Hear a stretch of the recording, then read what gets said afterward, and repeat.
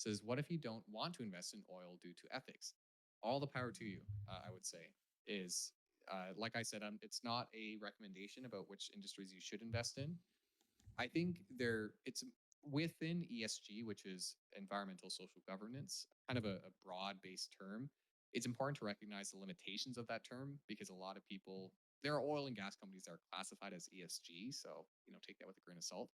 But you should invest in areas that you feel comfortable in, that you have you know, if you're buying individual stocks, that you have a core competence and understanding and things like that.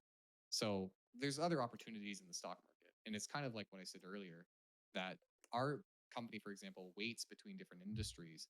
We don't go all in on oil and gas, or we don't go all in on tech. There's plenty of opportunity in the stock market. It's not just within singular industries. So if you don't want to invest in a certain sector, all the power to you. That's your own money. That's a free market, baby. To put your money where you want to. And there's still a Um, lot of opportunity in renewables as well, right? Like solar Absolutely. panels, heat pumps are super hot.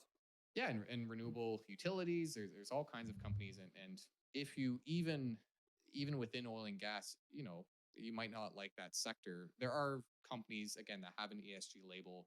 Companies that might have there are companies that have net negative carbon emissions, where at the very least, they either through investment, the purchase of carbon credits or whatever have you, offset the majority of their production or more than what they produce in an attempt to be a green company.